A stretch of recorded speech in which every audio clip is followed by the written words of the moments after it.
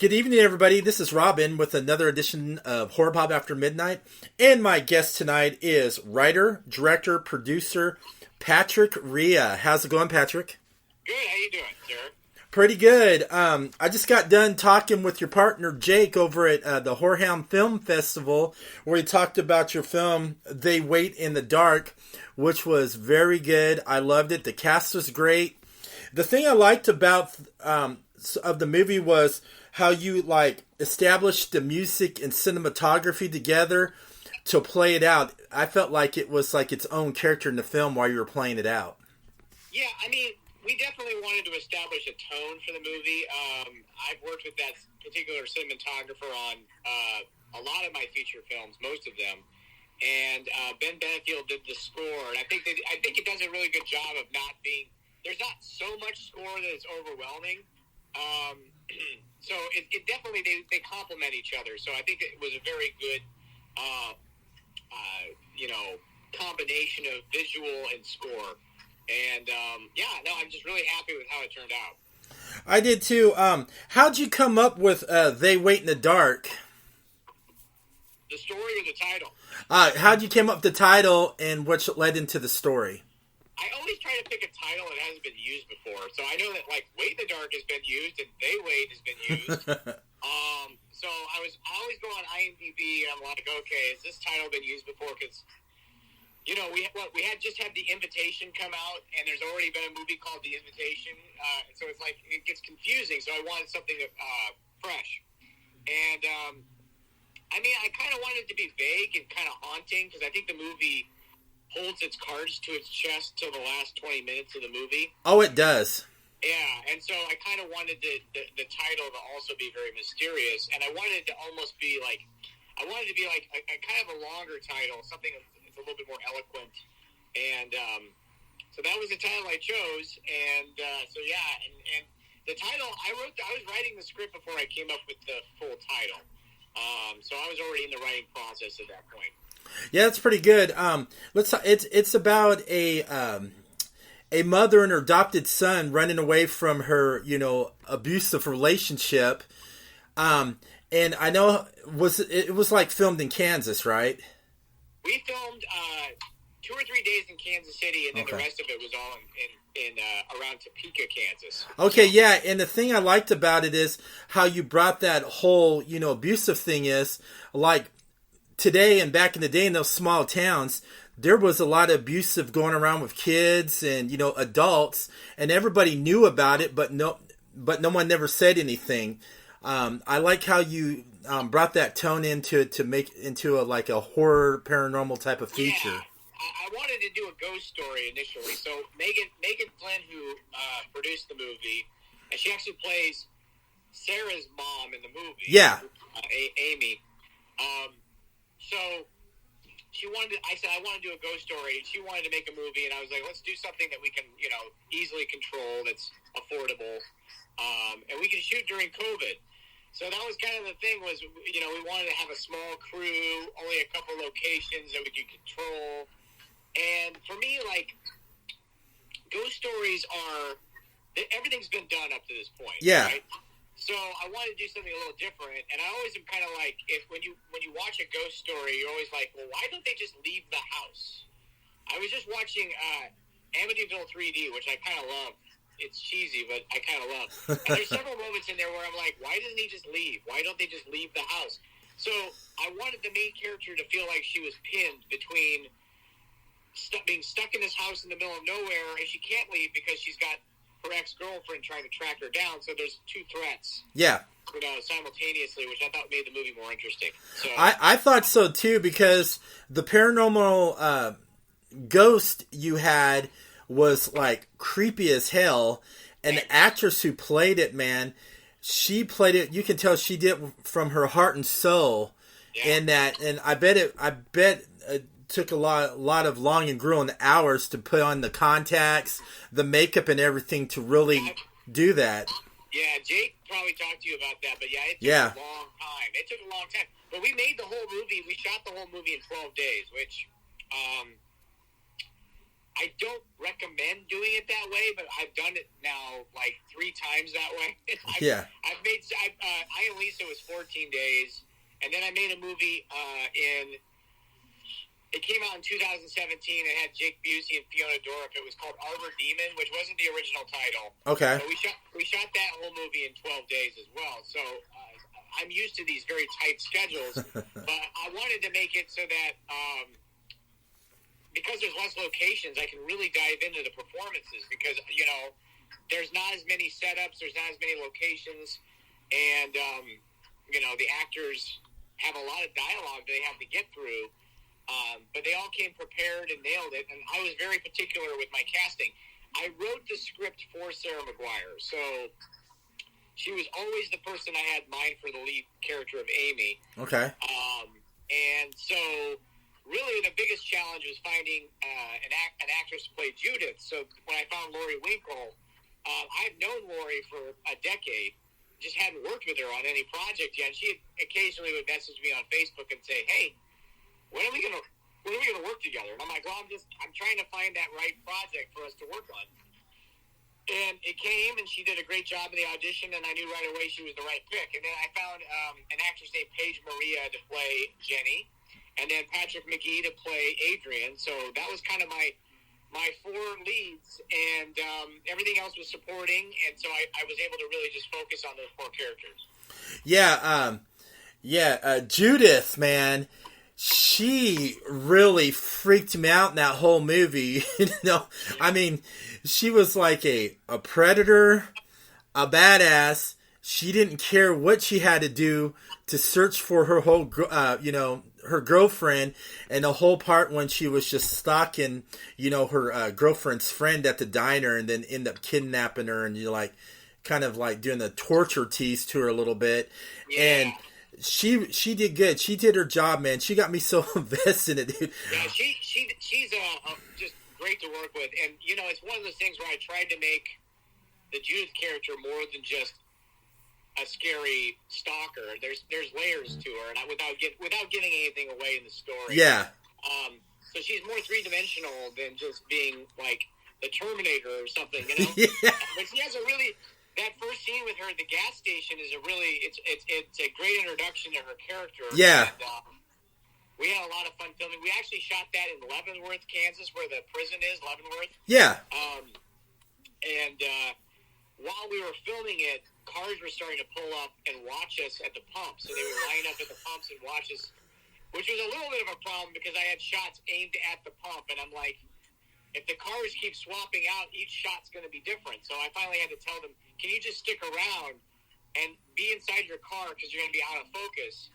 And so people were pretty cool about it. But yeah, we couldn't actually close the gas station. So we were working around actual customers. But that's just part of being an independent filmmaker. I was like, I can't afford to shut the gas station down. But I'm glad that they let me film there, so... Yeah, I love how Jake told me about the story, how you found the house. So, I made a movie called Nail Biter, and it came out in 2013, and I had used a house in a suburb of Kansas City, Leawood, I think it was. And the lady who owned that house also owned the property outside of Topeka, Kansas, and so she had been asking me, she's like, do you have a horror movie that you can write about this particular location? And so I'm finally writing a ghost story, and I reach out to her. I said, you still have that location? She's like, yeah. It basically had been abandoned since, I don't think they had been there since 2007 or 8. So it was just sitting there with everything still, a lot of stuff still in it. And it was one of those things where it was almost so in bad shape that we had to kind of clean it up so that we could actually film in it, Mm-hmm. It was dusty and there was lots of mouse poop and everything. But it was perfect for the movie. Everything was there. The cellar was there. Every room was there. It was just tricky because we were all based out of Kansas City, and that's about an hour. It's like an hour and 15 minutes away for us. So the crew had to get hotels in Topeka. Yeah, the cellar scenes were pretty creepy too. Well, and funny story on that, when we were down there working on that cellar, we found a big snake skin. And we were like, cool, where's snake. So we never found the snake, but we found the snakes, and nobody wanted to go back down there to shoot those scenes.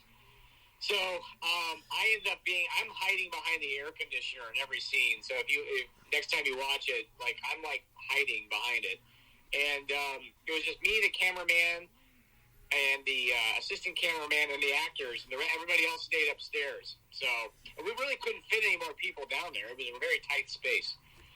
I bet it was. I bet it was probably uncomfortable at times too, while you're filming scenes down in that cellar. Yeah, it wasn't super comfortable, but it wasn't bad. I mean, I thought it was actually pretty perfect for what we were doing. So, I mean, I liked it. I'll tell, and the whole cool thing I liked about the film too was the oh my god twist.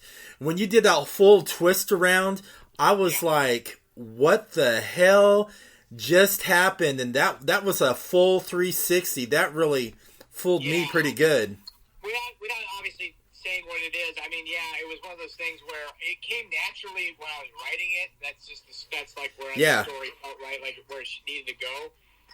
So it surprises me when people are caught off guard by it, and that's great. I mean, I'm very happy about that. It's just I edited the movie too, so like I've been with it for so long that I don't even think about those things anymore. You know. You just kind of hope that nobody sees it coming. So it's like, and there's multiple twists, 2 twists in the movie, really. So it's like, you know. Yeah, there is, but that one did that whole 3. That just shocked me. Yeah. And one of my favorite scenes in the movie was the whole scene with Judith. Man, I love the way how she died. Yeah. How you filmed it. That was just amazing how you did that between her and the ghost. It was just wow. Her character's, like I said, a little bit more complex as the story goes along. But yeah, we had to do all of that in one day. All the stuff with the ghost, all the death scenes, all that stuff. So we were like really, moving fast. And of course, I was trying to get other shots in the can while Jake was working on the ghost makeup and stuff. So when you're making a small budget movie with a very limited crew, you have to come up with ways to kind of get what you need in a timely fashion, and not, I don't like going past 10 hours. I just don't. Yeah. I don't like making the crew work that long. I just did a short film over the weekend, and we didn't have any days past 9 or 10 hours on it. And it was great. We got it in the can, and I think it's going to be good. So I think you can achieve, if you plan enough on the front end, it's very, very possible to get stuff done. Unless you're doing car chases, you can get stuff done in 9 or 10 hours, I think. So. Yeah, the young actor you had in the film who played the son, he was like, he was very good in the film, and I felt for him what he was feeling, what was going on. I mean, I felt for that kid. Yeah, so he was great. I was worried, because he was only 8 when we were filming. Yeah. I was worried because I've made movies where there's kids, and there's a limited amount of time you can really shoot with them. Yeah. Before they're out of energy. In this case, we were out of energy, and he kept going. So there were nights where we were filming, and he's like running around, still got all this energy, and we're all like, trying to drink more Coca-Cola and just keeping the energy up and stuff. And he was always on it, and he did a fantastic job. He sure did. And then, how'd you get together with Jake on this project? Jake and I have worked together on several movies now. The first movie we worked on together was I Am Lisa. And then we did 2 or 3 short films in between. Mm-hmm. And then we did this movie. So I just produced his short film. He just shot a short film. Actually cast my daughter in it. So we've been collaborating now since 2019. So 3 years. Over 3 years. Yeah, when I talked to you earlier today, you showed me a cool picture of your daughter in the short film.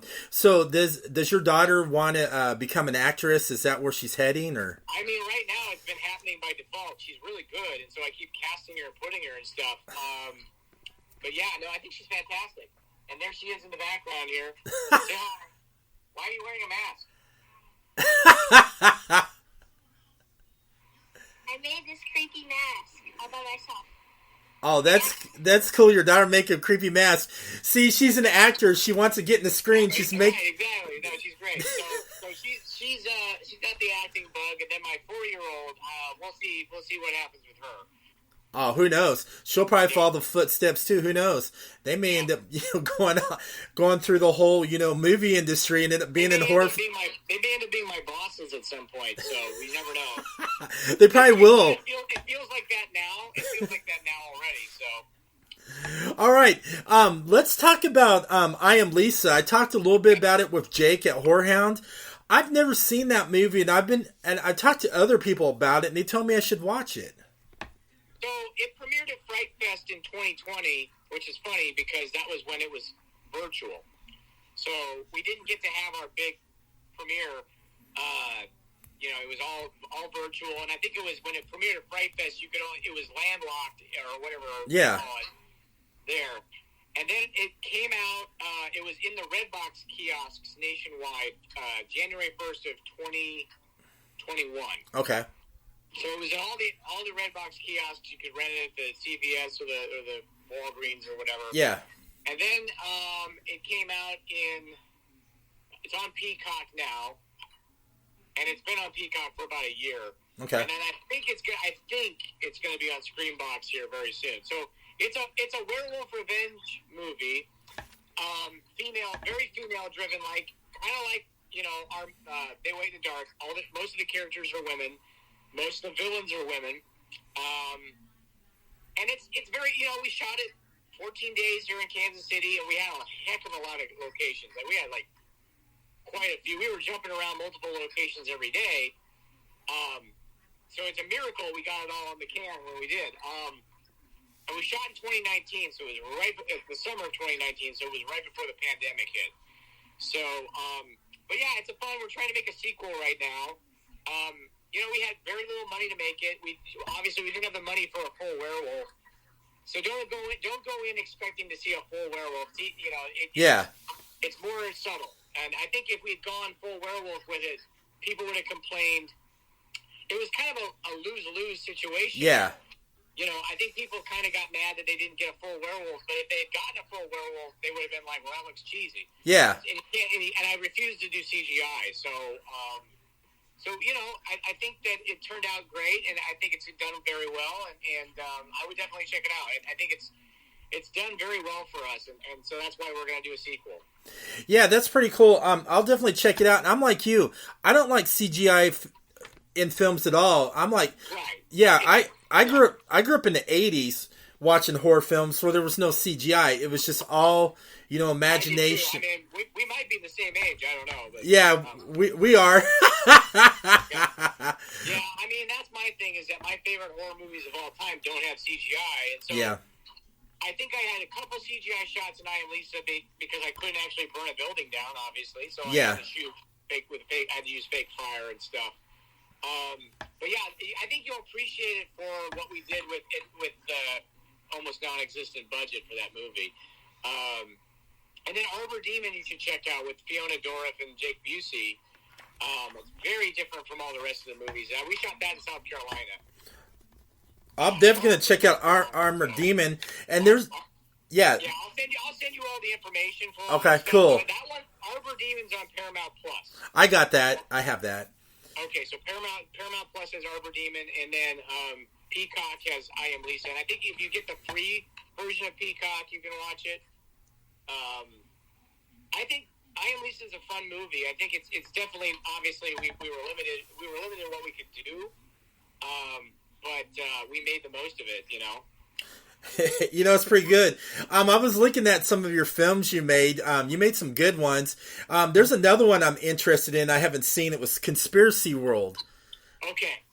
So I ended up licensing a bunch of my short films, like my old short films that I made 10 years ago or more. I don't know, it might be more than 10 years ago. And a lot of them have ended up in these anthologies that I've never even watched. So Conspiracy World is one of those. I don't even know which one's on there. I really don't. I've been, and a lot of them have ended up on Screambox, where these anthologies maybe have one or two of my movies on them, and then a bunch of other filmmakers have got their movies on there. So it's been interesting because every now and then another one pops up, and I'm like, which one of my movies is on there? So, and those are movies that, you know, you make them, these short movies, and you play them at festivals, and at some point you're like, I gotta just put them somewhere because, you know, Yeah. I've got a couple short films on Bloody Bites, which is that Bloody Disgusting TV series. Yeah. I've got two shorts. One of them's called Fused, which stars Sarah McGuire, and then another one's called Spiritual Practice, which also has Sarah McGuire, but they're in the first season of Bloody Bites. So those are on Bloody Disgusting TV and on Screenbox. That's pretty good, man. Sarah McGuire, the way you talk about her, man, it seems like she's really fun to work with. She is, and she texted me today, and I feel bad I haven't gotten back to her, but she's great. She just got married to her girlfriend of like 4 years. Nice. So they are happily married now, and she's awesome. And I would encourage other filmmakers to work with her. She's supernatural and just has a lot of energy, and I can always count on her bringing it for each performance that I've cast her in. So when I was writing the script, knowing she was going to be in the movie as the lead, I was kind of like, I'm not going to have any problems, you know? Well, that's cool. I mean, I'm glad you can find like actresses you can work with that are like real professional, supernatural, are willing to do the job. You know, be like, okay, let's make this like $1 million. Right, exactly. I mean, that's the thing is that, you know, we didn't have a lot of money. We had even less money for They Wait in the Dark, but it's like one of those things where we made it look. I mean, it looks good, and you know, that is you know, attributed to the crew and their hard work, and you know, so again, I work with a lot of the same people here in Kansas City, and they're just fantastic. Yeah, I liked it. I mean, when I watched it, I was like, this was a pretty good movie, and when it finally gets distributed, I would love to have it in my Blu-ray collection. We are, without saying much, we've signed a distribution deal. Nice. We're doing all the delivery, and so I was doing that today. I was actually having to export the movie for the distributor. So so now we got to do all that, which is you know, and we should be mostly done with all of that by next week. So I think it's going to come out. Best case scenario, I think February is the plan. So we'll see what happens. Well, that'd be pretty cool because I'm going to definitely add that to my huge movie collection because I support physical media. I mean, everything's going streaming, but I still like my physical media. Yeah, and I think I had this actual discussion with Megan today about that. I said, well, look, you know, we're going to have a DVD and Blu-ray based off of the other movies they put out. And I think horror is never going to... They're never going to stop collecting, you know, physical media. They're just not. You know, it's one of those things where we sold out Walmart with I Am Lisa. We sold 14,000 copies of I Am Lisa at Walmart. Oh, my God. Wow. Yeah. And so, like, it was insane. And so, like, that's the thing is that I think horror collectors will always come to Walmart or wherever and buy whatever is coming out.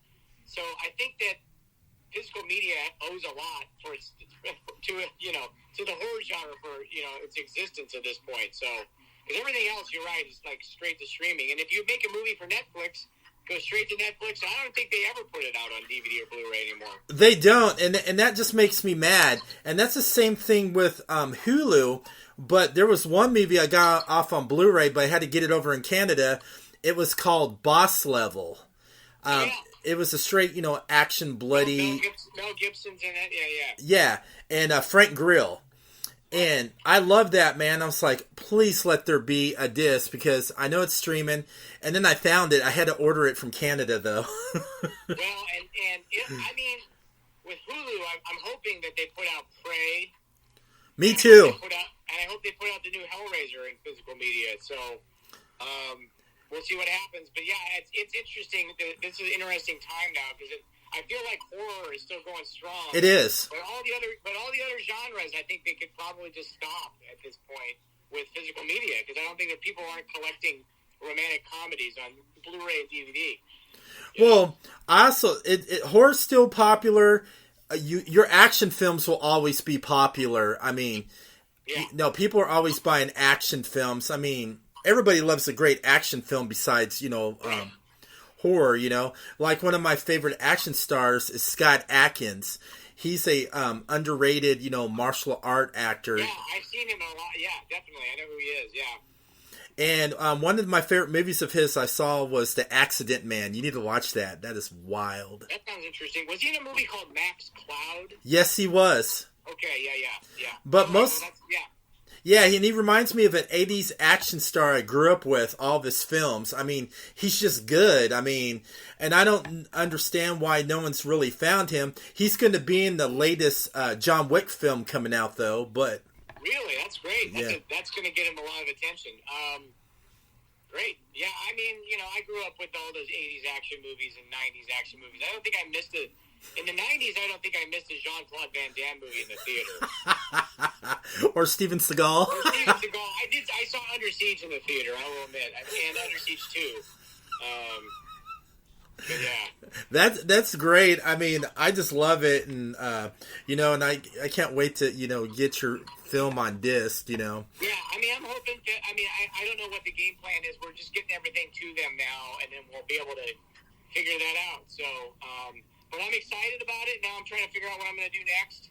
I mean, we have some money raised for an I Am Lisa sequel, but it's not enough yet.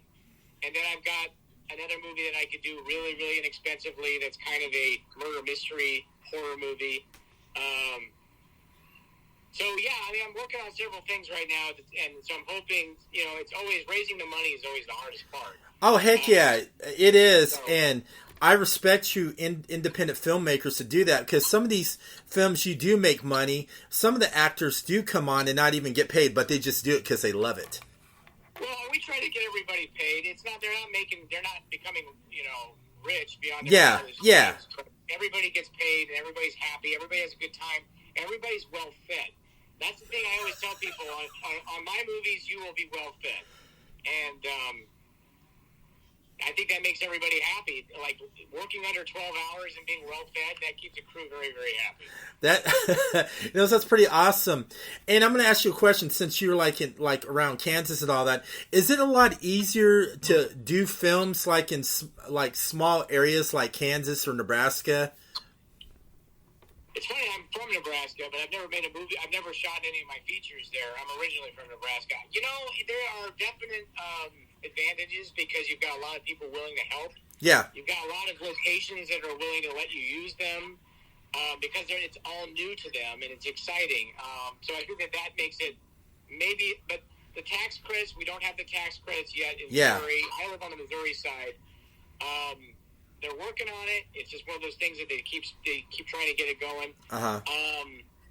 So there are disadvantages and there's advantages. It's just one of those things where I can go to a place like the diner for They Wait in the Dark. I went and talked to them and convinced them to let me film there. And if you were in Los Angeles, you'd have to spend a fortune trying to get all these locations. Oh, heck yeah. So. Yeah, I know how it is because I live in the Midwest now. I live in Ohio. And we get a lot of films in Ohio, especially in Cincinnati and outside of Cincinnati. And there's another small town, Hamilton, Ohio. It seems like a lot of movies are made in Hamilton, Ohio as well. Yeah, I mean, right now it's like it just depends. Oklahoma is kind of booming because of all the tax credits that they have there. Yeah. So, but we just keep working and keep trying, and that's the way it goes. I don't have anything else I plan on doing with my life at this point, so I'm just going to keep working on making movies and I enjoy telling stories from interesting female perspectives, and I think that's what, and I don't think story-wise there's a lot of difference between I Am Lisa, even style-wise there's a lot of difference between I Am Lisa and They Wait in the Dark. Yeah. I didn't write I Am Lisa, I was hired to direct. But we made it, I made it I put a lot of myself into it. But an Arbor Demon, for instance, which was called Enclosure when it premiered at Fright Fest in 2016, they changed the title. All of them are female-driven. All of them have female leads. They're from a female perspective. And I think I'm going to continue doing that. For me, that's more interesting than as much as I enjoy 80s action movies, Predator is probably one of my favorite movies of all time. But I got to say, when they did Prey, I was like, well, here we go. This is finally a Predator movie from a female perspective, which I think it was long overdue. I think so too, because Prey kicked ass, and I love the actress in it. And I totally agree with you. I love watching more movies female driven too. I love how now they're pushing more of the female actresses into more of the action heroes. Right. And more of the, the badasses in horror films, instead of being the final girl or the little scream queen. They're like, okay, I can get scared, but I also can defend myself and kick some ass. Yeah, I mean, I think that's, I think that's the key. I think it's just one of those things where, like, Cameron did it first, or actually Ridley Scott did it first with Alien, Sigourney Weaver, yep. So many, and I always, whenever anyone says horror movies are misogynistic, I always point to movies like Friday the 13th or Nightmare on Elm Street. I'm like, the final girl, it kicks the bad guy's ass. Like, it's very feminist. It's very female-driven, and I think people don't give it enough credit. And, like, Cameron's been, if you look at his movies, like, most of them have strong female characters. He was kind of ahead of his time in that, and I mean, look at Titanic, for instance, I'll give you another good example. Let's talk about Damon Leone's Terrifier 2, which is coming out, where Art's going to finally meet his match, because there's going to be, Right. And that premiered at Fright Fest. Unfortunately, I had to leave on Monday, and I think it premiered on Monday. Yeah. So I didn't get to attend the screening. So I look forward to. I probably won't check it out till Screambox. It's hard for me to get out to see a movie that's 2.5 hours with kids. Oh yeah, it's hard because it's one of those things where it's like, all right, so if you include trailers, that's over 3 hours, and so I will watch it definitely on Screambox, which I think it's going to be on. And I'm hoping Annalise is on there too at the same time. Maybe, I don't know. I don't know for sure. Like, I just know that it's going to be on Bloody Disgusting TV because it's already being added to the lineup. So, hey, I'm looking forward to seeing Terrifier 2. I'm interested because it's like, it's so epically long, and I'm like, can they make that work? And I've heard that they actually do. So I'm excited about it. Yeah, and then I went and saw Jeepers Creepers Reborn last night. And how was it? It was good. It was creepy and dark. It was way better than Part 3. Okay. I loved the director who directed it, and it also featured a lot of stuff of Horror Hound in it. Yeah, I heard about that. So I'm excited to see Jeepers Creepers.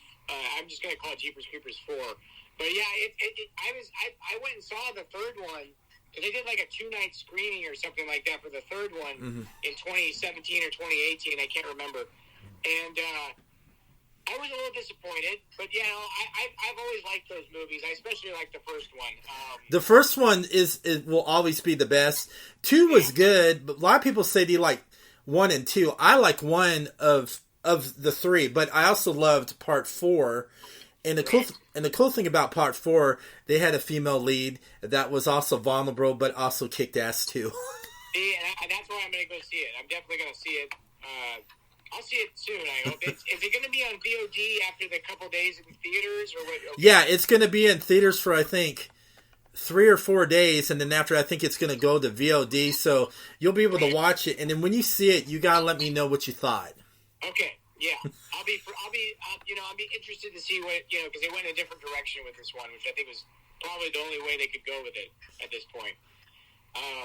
But yeah, no, I'm excited to see Pearl, which I haven't seen yet. I haven't either, but I want to see that too. Yeah, I want to see Pearl, and I'm excited.